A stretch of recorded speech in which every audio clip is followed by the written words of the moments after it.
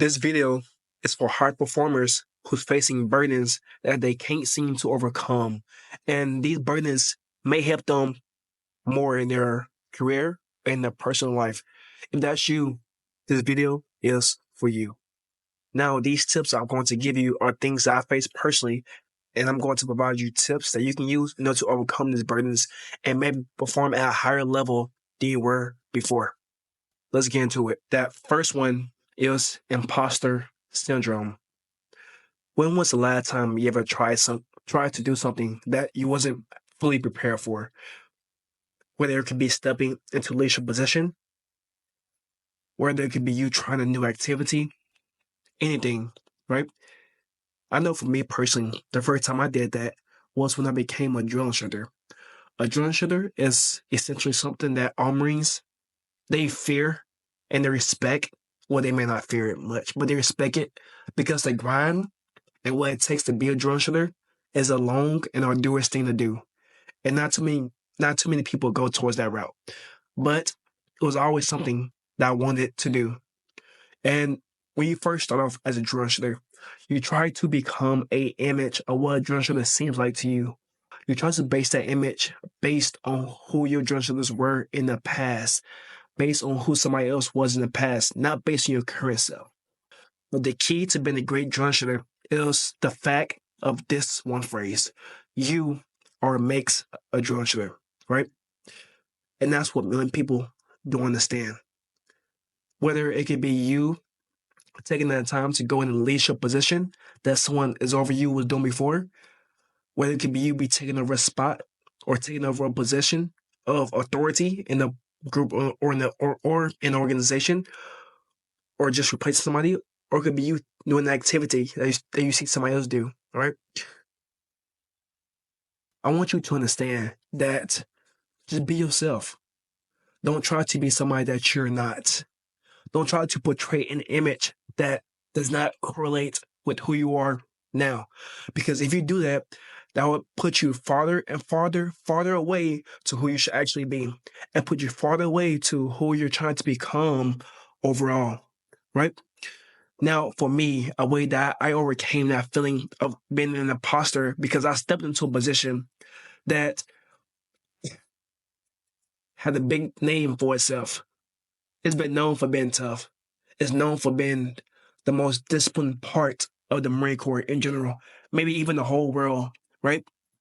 But I stepped into it. And the thing that helped me was that I focused on the work itself and not on the outcome and not on the noise. Let me say that again. I focused on the work itself, not on the outcome and not on the noise. What does that mean? So I focused on the actual planning of getting things done day by day by day. I didn't think about what would happen 2 years down the line. I focused on the daily movements every single day, right? For example, let's say that my job for one day was to get the recruits up that's in training and take them maybe outside, right? I'll continuously do that one thing over and over and over again until I got great at it. And that feeling of inadequacy, that feeling of being an imposter eventually goes away. Because think about it like this. When was the last time you was afraid to do something, right? Whether it can be riding a bike, whether it can be swimming, and you seen your older brother or a friend do it, and the more you did it, the better you got, and like the less afraid you was. That same thing applies with imposter syndrome. It's essentially you being new to a certain thing or a certain task that is holding you back from where you want to be. So the more reps, the more consistent you are at doing something, the better you will be overall when it comes to this whole thing of just overcoming that fear, right? But back to myself, I consistently put the reps in. I didn't care about the outcome at all. I just focused on how I can be better every single day. And over time, the more you progress as being a drill instructor, the more confidence you build because you're used to it. Essentially, the schedule stays the same, right? And your mind develops more. The more you do something, the more your mind will develop and the better you will be overall. Now, the next one will be something that a majority of people face in general, Not specifically high achievers, but this is something that I face as well. Do you remember the last time somebody praised you for being awkward? It could be anything. It could be you helping little Susie Beth across the street, right? It could be you stocking shelves and somebody said, "Thank you for your help. I really appreciate it." It could be you maybe helping a coworker out or just helping your parents or whoever else, right? And it feels kind of awkward to you because it's something that you're not used to, right? You just essentially see it as it's just me helping you out. It's not a big deal. It's not really something you should thank me for. I'm just doing it just because, right? I know for myself, I had numerous times in my life where I helped others. And whether it was me helping out my mom whenever she was moving to a new place, or it was me helping out at work whenever they used to do this thing what we call fill ice as drill instructor. We help each other fill the ice up for the recruits to ensure that they don't like if they do fall out from the heat, that we're there to provide that support for them, stuff like that. And whenever I helped them out, it felt awkward for me to accept that praise because it's just something that it feels that I need to do, something that's required for me. And when they tell me thank you, then it feels kind of weird for me, which is, hey, I don't know. But if you can relate to that, then I want to give you this advice, which is to just embrace it. Embrace being thank you. Because most people, if you're a high achiever, then you're stuck constantly on grind mode. You're stuck constantly trying to see what's next. You're just constantly trying to see what's the next thing you can achieve. What's the next task that need to be done? And you tend to not be present in that moment. You tend to kind of skip over the moments like they're not there. But if you take the time to think of those little moments in life, maybe somebody said thank you, maybe maybe you holding the door for someone that said thank you for then, maybe you having a conversation with somebody. Those moments right there is what can help you become more grateful because you've been present in that moment. So the next time somebody say thank you for whatever you helped them with, just take it in, embrace it, right? And just say you're welcome. Right? It doesn't have to be a big deal. It doesn't have to be no big thing, right? If you be present in the moment, then it will essentially help you become more grateful, right? Now, this last one is going to be something that helped propel me a lot throughout my career. It's something that I can't give enough props to my mother, I guess, or my dad for putting that inside my heart because this helped me a lot. But that last one is disappointing others. You fear disappointing others because it's just essentially a big part of your life. And your fear causes you to be more reactive than proactive because you don't want them to be, or you don't want them to see you in a bad light, right? You don't want them to see you as a bad person, someone who went against their views, somebody who didn't go the correct way that they thought they should go, right? I know for me, well, I'm gonna give you 3 different examples.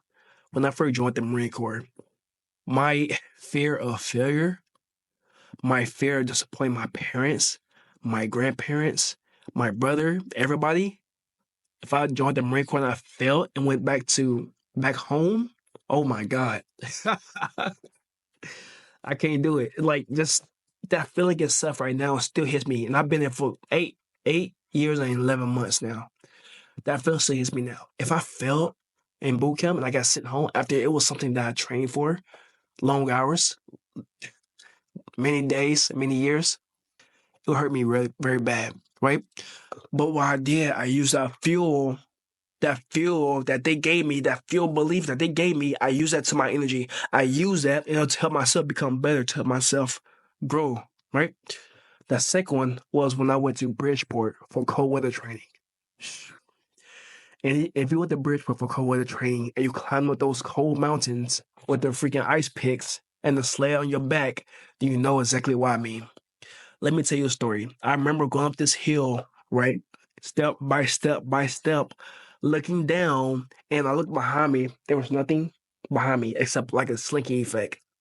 Think of a slinky effect like an accordion when it goes in and goes out. That's what it looked like. And at the very rear of the formation, which is like a mile back, it seems, right? Looking back at it, the bulldozer where everyone was put inside whenever they quit or gave up was right there in the back. So as I was going up, I wanted to quit, I wanted to give up, but I didn't. I looked to my left, I seen my staff CEO, which is a staff non-commissioned officer, somebody who was in charge of it. He was beside me going. So I kept going.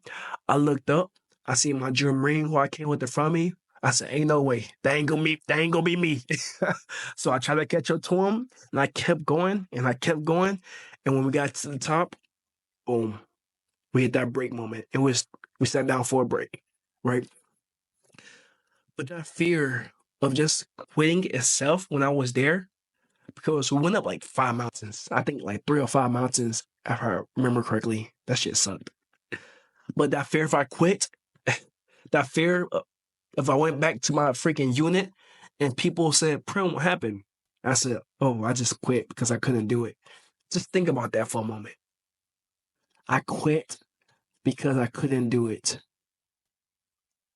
I'd rather quit because of performance than say I quit because I couldn't do it, right? And that last story I want to give you was when I went to MEI course, the Martial Arts Instructor course.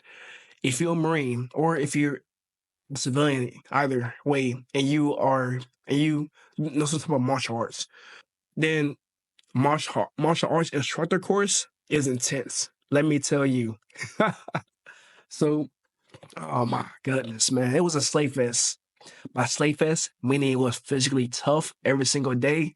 We're fighting, we're kicking, we're doing lots of exercises and running. And I'm not a fast runner. So I was getting beat up real bad. And I was getting my foot. You know you're really tired when you're running, and then it just feel like your conscience just drop out of your body, right? That was me on that course. Right. But I want to give you this tactical tip that you can use in order to help you overcome that fear of disappointing others. It's pretty simple. If you didn't catch it during my stories, what I use for myself was I use that fear as momentum to keep better, to keep getting better, to help me achieve more and more and more. I didn't think of the outcome of the overall goal. What I did, I stayed present in that moment. I stayed present in what I'm doing in that current moment. And I didn't focus on the outcome. Because the more you focus on the outcome of a subject or a goal and you don't achieve it, your mind will constantly go in rotation of you not achieving it, being sad again, and then you just going again, trying to achieve that goal that you didn't achieve. But if you stay present in that moment, and you focus on the inputs that you can do in order to get towards that goal, then it wouldn't be that bad. In general, it would just be pretty much, it would be tough, yes, but wouldn't it be as bad as you just focusing on the outcome of the goal numerous times, right?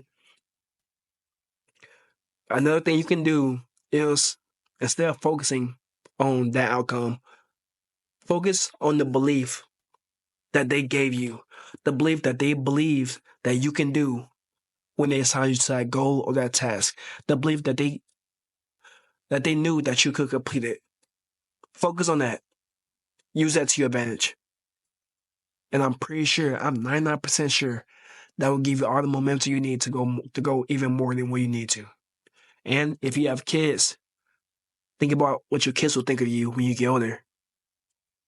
Think about your kids at your graduation for whatever you're doing, right? These three points are what I believe will help high achievers overcome these burdens and help them become more productive and more just overall better person in both of the personal and the professional life. Thank you for listening and stay motivated.